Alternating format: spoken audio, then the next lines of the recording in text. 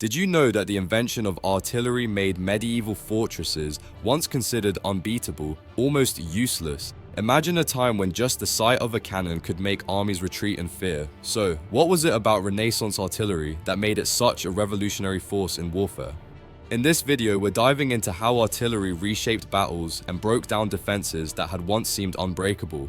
We'll look at how these cannons went from clunky experiments to deadly machines that could tip the scales in any conflict. Let's uncover why Renaissance artillery became the ultimate game changer in the history of war, the technology shift. When gunpowder arrived in Europe, it didn't take long for people to realize they had something powerful on their hands. Early cannons were far from perfect. They were heavy, slow to reload, and sometimes as dangerous to the people using them as to the enemy. But with each attempt, inventors made improvements. These new cannons were soon able to fire heavy iron balls with enough force to do serious damage, something that traditional arrows and swords simply couldn't match. The invention of gunpowder also pushed blacksmiths and engineers to develop stronger, more reliable cannons. Instead of focusing on small portable weapons, they started building massive artillery that could knock down walls. Armies were no longer limited to weapons that needed to be wielded by hand. This shift to gunpowder-powered cannons didn't just add new tools to warfare. It forced everyone to rethink how battles were fought. With these innovations, Renaissance artillery wasn't just a new weapon, it was a whole new way of fighting. And that brings us to the first big game changer, the ability to destroy once-impenetrable fortresses. Game changer number 1, power to break fortresses. Before artillery, fortresses were nearly impossible to conquer. Built with thick stone walls, high towers, and surrounded by moats, they offered protection against almost any attack. But Renaissance artillery changed that in a big way. Cannons could fire large, heavy cannonballs that slammed into fortress walls with immense force. Suddenly, walls that had held strong for hundreds of years were crumbling in a matter of hours. This new power didn't just make walls weaker, it completely shifted the balance of power. Armies with cannons no longer had to rely on siege tactics that could take weeks or even months. Instead, they could knock down walls quickly and charge right in. Castles and city defenses, once symbols of safety, turned into easy targets. The defenders inside these fortresses found themselves vulnerable in ways they'd never been before. As a result, kings and generals had to rethink their strategies. Fortresses that had once provided peace of mind were now liabilities unless they were upgraded to withstand cannon fire. This was the start of an arms race, with rulers constantly searching for new ways to protect their cities. Renaissance artillery didn't just bring down walls, it brought down the old rules of warfare. Game changer number 2, battlefield mobility and field artillery. After figuring out how to make cannons powerful enough to break fortress walls, the next big innovation was making them mobile. At first, cannons were massive, heavy, and almost impossible to move. They needed teams of soldiers and animals just to get them from one place to another. But over time, engineers started designing lighter, smaller cannons that could actually be wheeled around the battlefield. This change turned cannons into something that wasn't just used for sieges, but for fighting right in the heat of battle. Field artillery gave armies a huge advantage. These mobile cannons could be set up quickly and moved around as the fight changed, providing powerful support exactly where it was needed.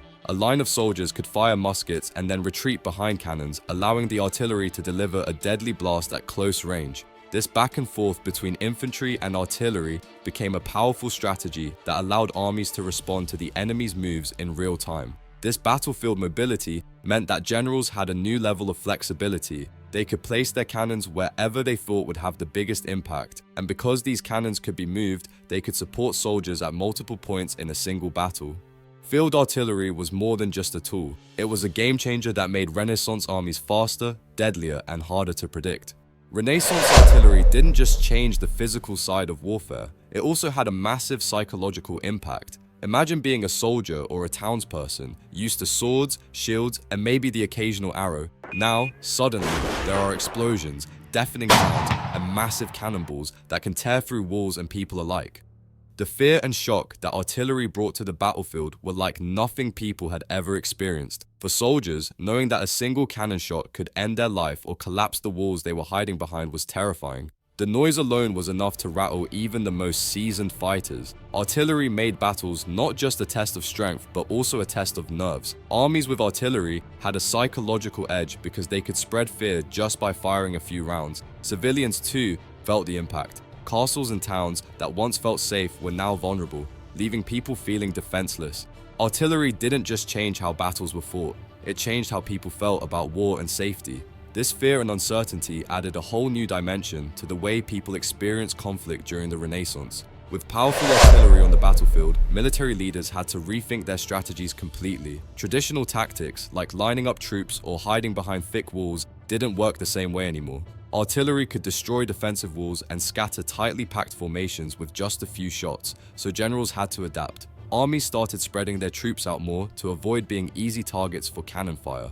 Defensive structures became more complex, with angled walls and layered fortifications designed to absorb cannon blasts. Siege warfare also got more intense. Now, attackers could actually break through defenses if they had enough artillery.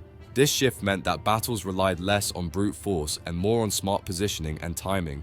Commanders had to be strategic, not just in where they placed their cannons but in how they anticipated the enemy's moves. Renaissance artillery completely transformed warfare. From the power to crush walls to the psychological fear it spread across battlefields. It gave armies new ways to move, defend, and attack, changing not only military tactics but also how civilians felt about the safety of their own cities. Artillery made battles more unpredictable, more intense, and ultimately more destructive. The impact of Renaissance artillery can still be felt in modern warfare, where mobility, firepower, and strategy remain key. This was the true legacy of Renaissance artillery, a complete reshaping of how wars were fought and won, and that's how Renaissance artillery changed the game forever. If you enjoyed this journey through explosive history, don't forget to like and subscribe for more deep dives into the events that shaped our world. By joining us, you won't miss out on our next story about history's hidden game changers.